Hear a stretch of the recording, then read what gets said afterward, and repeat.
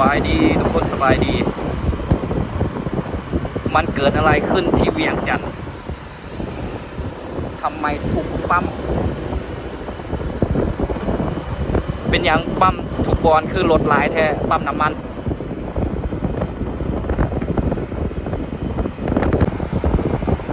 ปั๊มที่สอ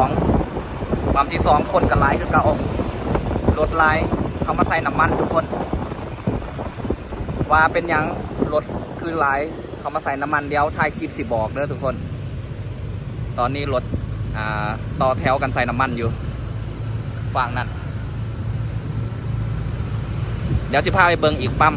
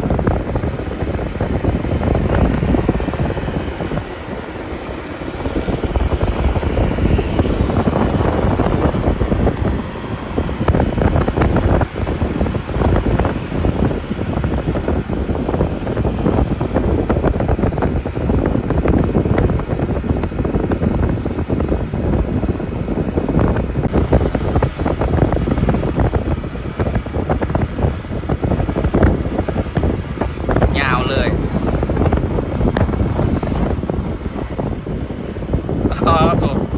ยาวเหยียดเลย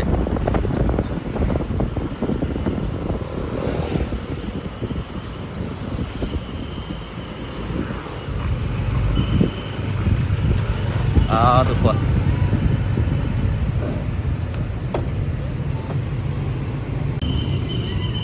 ส่วนเราวนกันใหญ่ทุกคนถูกรถมาซองน้ำมันเสลยซะทุกคนรถมาซองน้ำมันเพราะว่าไทยบ่ส่งน้ำมันมาให้ลาวแล้วก็วันนี้อยู่ลาวกันเลยส่วนเราวนผู้คนก็ออกมาใส่น้ำมันตุนน้ำมันไว้ยาสินาทุกคนมากันเลยส่วนเราวนกันอยู่เกือบทุกปั๊มหรือว่าทุกปั๊มก็ได้ของอยู่ในนครหลวงเวียงจันทร์นี่ทุกคนรถหลายขนาดรถติดว่าสิทายให้เบิ่งแต่เว้นพอแหละแต่ลืมก็เลยว่าบริทายขี่รถผ่านปั๊มแต่ละปั๊มนี่แม่นว่ารถเรียนคิวเขามาใส่น้ำมันนี่แบบนี้เลยนะทุกคนเลยแบบจากที่นี่แล้วเนี่ย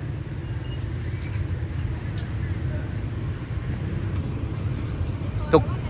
เป็นอย่างจะเป็นจะซีทุกคนกันนาจะฮู้เนาะเพราะว่าณตอนนี้มันมีการเกิดสงครามกันเนาะระหว่างประเทศทางโมเมนต์ทางเอเชียเขาดอกทางพุ่นละทุกคนกันน่าจะฮู้ดี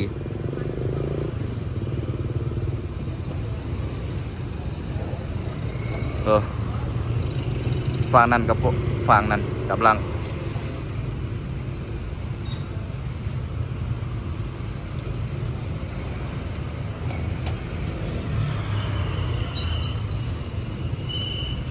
บอกว่า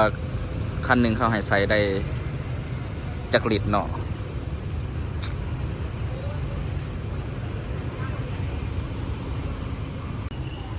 บ่ฮู้ว่าต่างแข็งในประเทศลาวนี่จะเป็นแบบคืออยู่นครหลวงเวียงจันทร์บ่แต่ว่าอยู่นครหลวงเวียงจันทร์นี่แม่นว่าแตกตื่นแล้วทุกคนผู้คนก็มาใส่น้ำมันมากักตุนน้ำมันไว้บ่ฮู้ว่าสิเป็นจังได๋มื้ออื่นมื้อฮื้อสถานการณ์นี่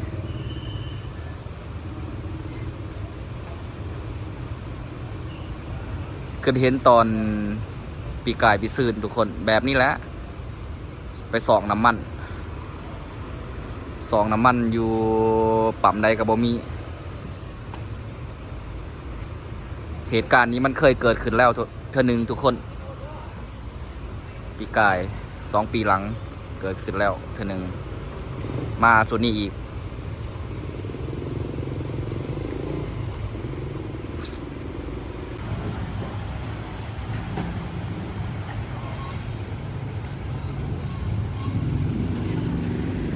แต่ว่าค่อยใส่ไว้แต่เวทแต่ว่าบ่ได้ซื้อกักตุนไว้ดอกแต่ว่าใส่แต่ลดไว้แล้วก็แล้วบ่ฮู้ว่าต่อไปสถานการณ์สิเป็นจังไดสิขาดน้ำมันแท้บ่หรือว่าแนวใดก็ยังบ่ฮู้แต่ว่าณตอนนี้นี่ทุกปั๊มในนครหลวงเวียงจันทน์นี่แม่นว่ารถต่อคิวกันทุกคนเอ้ยคนมองทางคนก็ต่อมาเลย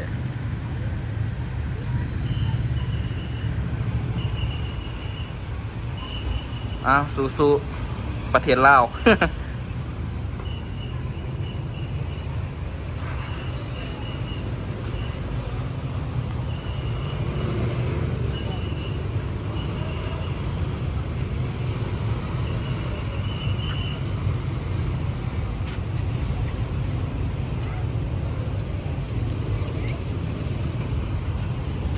อันนี้ใส่น้ำมันไว้แต่เอามือกล้องถ่ายหน่อยสิเบิ่งว่า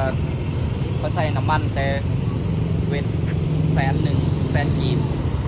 มันได้อยู่ประมาณ 3-4 ลิตร 3-4 ลิตรก็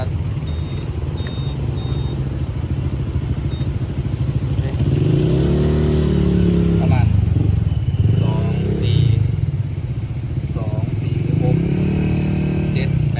รวมทั้งหมด8 ขีด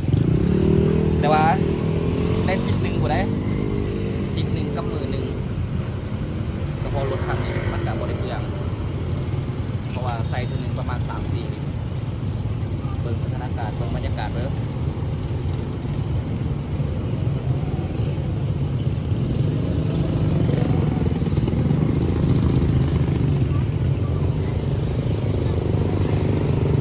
ถูกปั๊มในนครหลวงเวียงจันทน์เป็นแบบนี้แหละทุกคน